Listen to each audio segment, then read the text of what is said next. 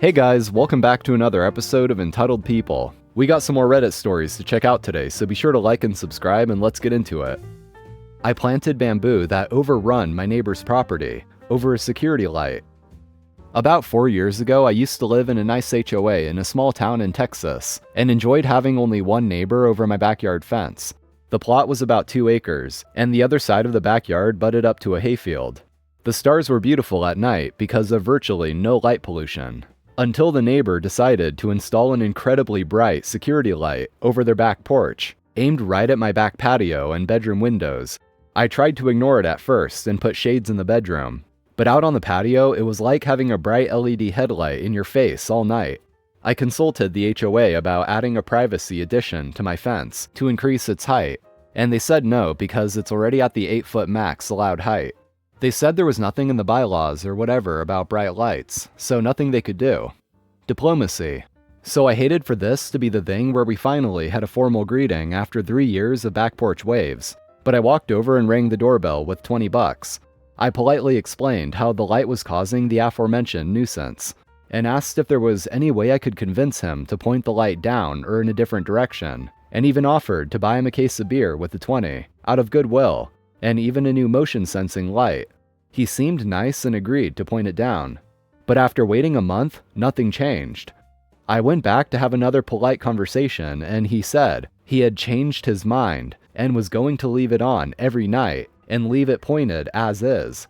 Needless to say, I was a bit upset diplomacy failed and started figuring out how to win.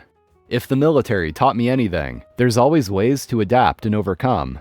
So I started researching fast-growing plants to create big privacy walls, and reading through the HOA bylaws and city and state ordinances about what I could or couldn't plant, and if there were any repercussions for encroachment across the property line.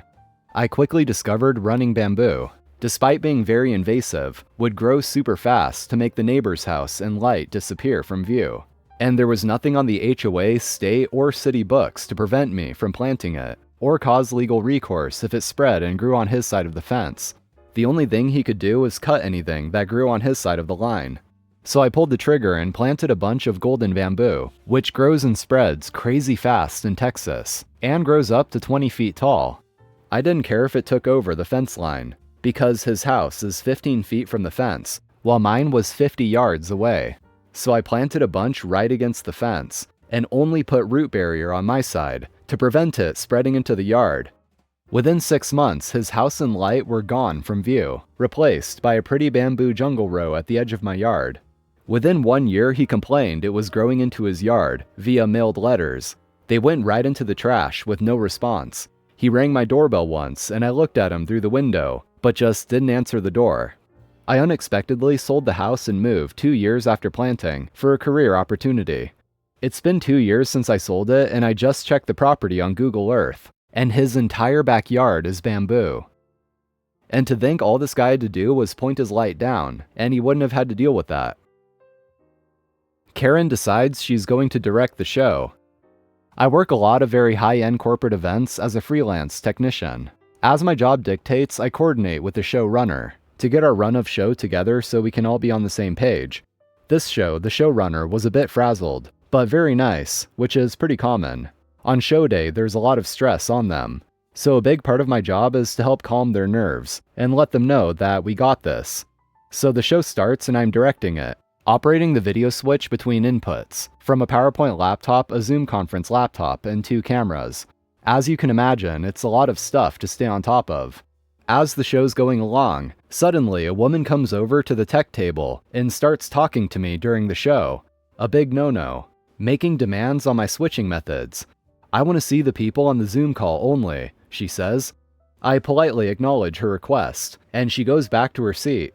The thing is, the client paid for us to set up a PTZ robotic cam to face the audience specifically, so they could be seen by the remote presenters on Zoom.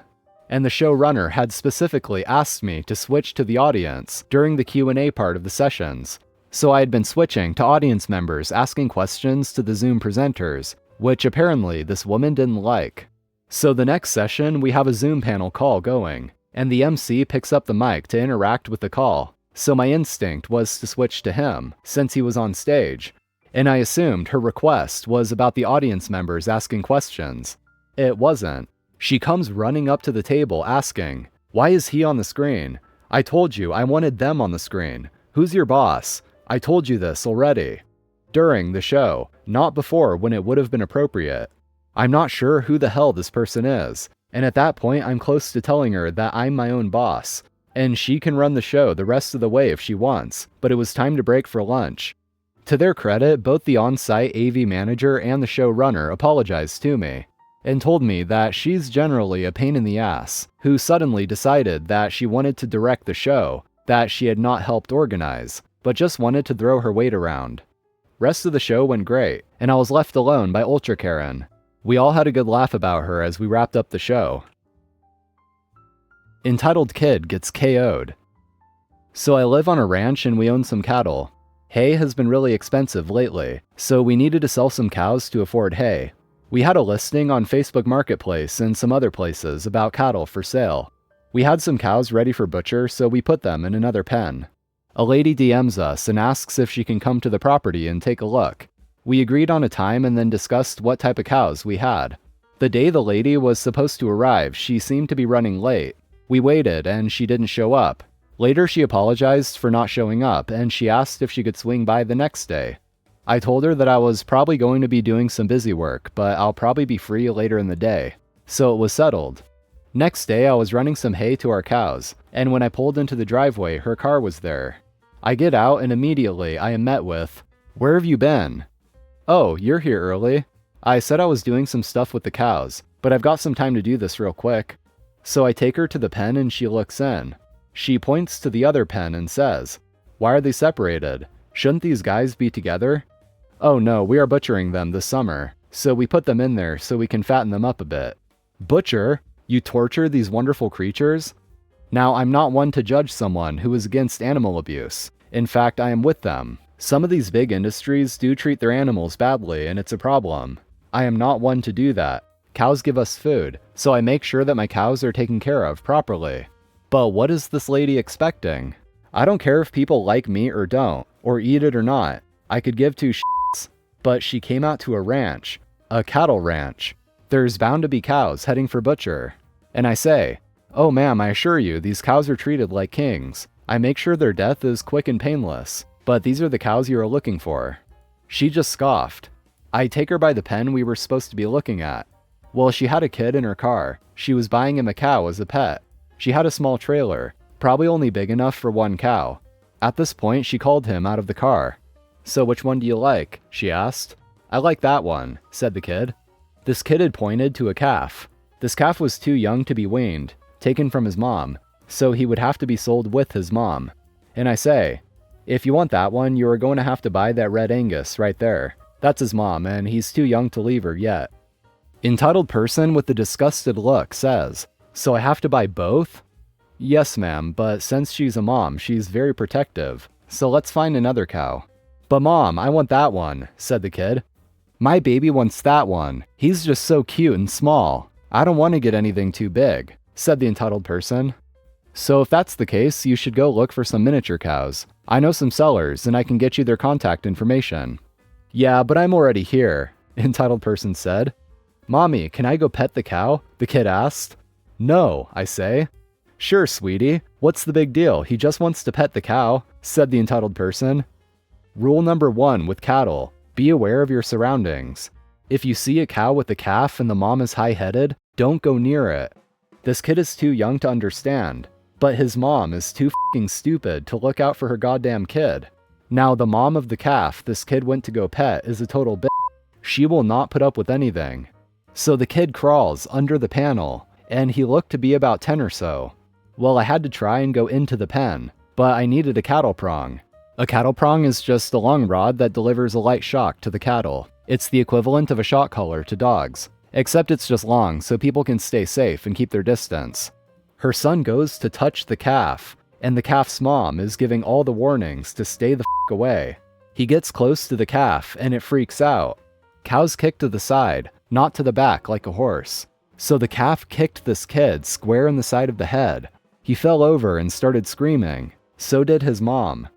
I hate to say it, but it felt so good to see that entitled Karen see what happens when her dumbass doesn't listen to professionals. But now with all the screaming, the rest of the cattle are wound up. I get my cattle prong, rush into the pen, and as the mom was about to start charging this poor kid, I start herding her away from him, and I get him out of the pen. I gave him back and told her to get the f*** off my property. She started yelling at me, but I just tuned her out. I can't stand people like that. Moral: listen to the people who know what they are talking about. Oh, I'm not allowed to clean up early? Have it your way. I'm a master's student who works as a teacher's assistant for a class of 60 students. It is a lab course, so there is a ton of setup and cleanup. I usually end up working an extra hour or two past the end of lab, which I get paid for, but it does mean I go home really late. So I started tidying up once most of the students were gone. There is another TA and the professor to answer questions. I did this for a few weeks until I missed a student's question. The professor yelled at me and embarrassed me in front of the student for not doing my job. The other TA was on his phone, and the professor was standing at the front not doing anything. He told me to absolutely not clean up until all the students were gone. We had one student that always stayed over an hour later than everyone else. The next week, this student was the only one in the lab for over an hour past the end of the lab. The other TA was helping them. I stood there not lifting a finger until she left. I took my time tidying up. The other TA is useless and was barely helping. 2 hours passed, now 9 p.m., and the lab was barely cleaned up. The professor started panicking, saying he still had to write lectures, do his own experiments, and then have an hour drive home. He had to help clean up. I did the same thing next week, and the professor went into a full-on panic attack. He told me that I could clean up early next week.